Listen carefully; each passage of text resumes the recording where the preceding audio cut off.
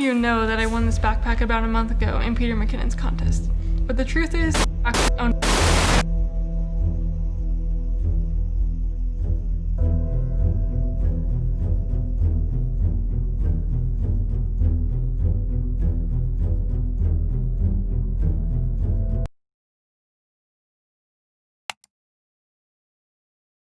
The truth is, I've actually owned it for about 6 months. I supported it when it was on Kickstarter, so I've actually had quite a bit of experience with this backpack. For those who are interested, I'll tell you my thoughts on it at the end of this video, but first, let's get into the background of this product video.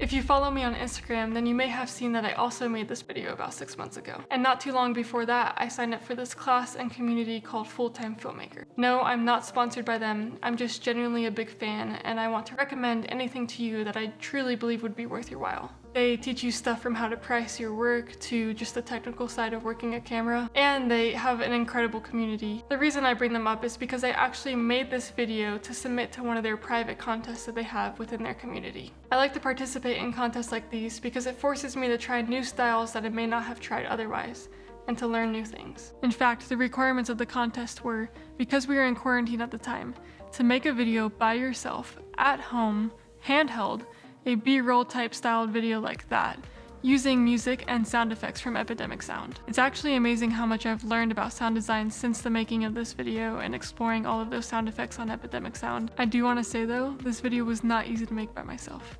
But before I get into it, let's watch it behind the scenes side by side with the actual video.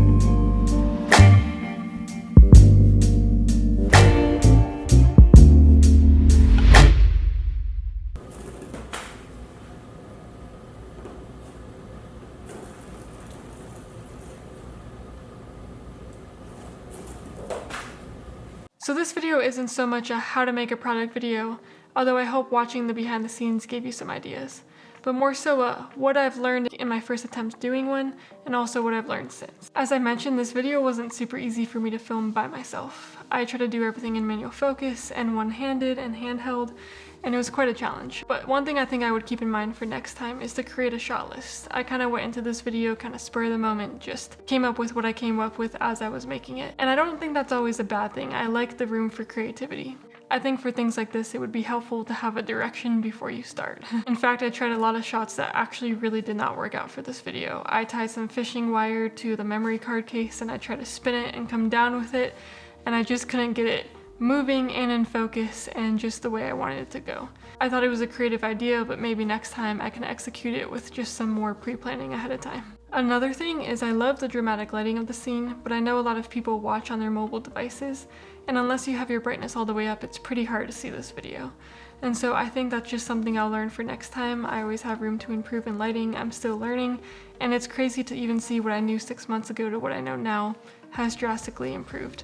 Although right now I'm using all natural lighting for even this video. A good example of a shot that I think I could have improved on is the spinning knife shot. I think that's a pretty flat shot because they're both really dark against dark. And if I just changed up lighting a little bit, I think it would have made it more interesting. Something to learn for next time. Also, if you've watched my previous videos, you know that I'm really big into story. And I think that's one thing I could have also improved on in this video. If I were making this for a client, as a product video, I think I could have added in a voiceover or maybe a demonstration of someone putting on the backpack and going out and using it, because leaving it just where it's at, where it just shows the pieces of the backpack at the end, it doesn't really show how useful it is in the real world. So I think building in that story of someone going out and wearing the backpack and using it would have sealed the deal to sell a product like this. Now, I'm not trying to rip apart my own video. In fact, I'm actually really proud of the video I made, and I think I executed it pretty well for my first try. But the point I'm trying to make in this video is that I learned so much from looking at my past work and seeing how I can do better and then going and doing that. I think there's a trend right now where people just copy what other people are doing exactly, which actually I don't think that's a bad way to learn, but then they never go and develop their own personal style. I'm guilty myself of wanting to rush myself to a point of growth that I'm not actually at right now. I can envision myself making videos that blow my own mind, and I'm so excited to get there.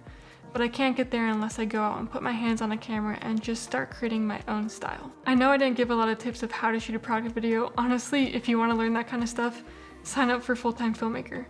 But I wanted to make this to encourage you that sure, learn from other people, learn from me, but then go out and develop your own style, put your hands on a camera and just create stuff, and be comfortable with the growth and the time that it takes to get to where you want to be.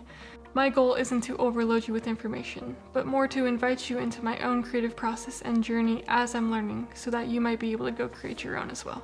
Okay, for those of you interested in my thoughts on the backpack, this part's for you. Peter McKinnon is a pretty tall guy, and this backpack is huge and heavy, but not in a bad way. I'm about 5'10", and you can see how this fits on my back. Full disclosure, I haven't tried that many backpacks, but I really like this one. It served me well, and it can fit so much inside, it's insane. I think most people who own this backpack would say that the Q-Pack is definitely one of the best things about it. I've never struggled to put everything I need to travel with in this backpack, and having that smaller day pack to put on throughout the day is a game changer. This backpack is fairly expensive, I will say, but I do highly recommend it. If you're a new filmmaker that doesn't have a lot of accessories already, I would highly recommend the Ultimate Camera Bundle so that you get all of what you need within one purchase and you don't have to spend money here and there and other places. I actually think it saves you money in the long run. For those of you who already have all of the accessories, I highly recommend getting the backpack and the Q-Pack. It is definitely the way to go. I've provided links for both of those options in the description below. Go ahead and check them out if you're interested. As for me, I know that I really love it and I really recommend it. Alright, well that's it. I'm excited to make more videos like you've seen of mine in the past. Thanks for watching, guys. I'll see you next time.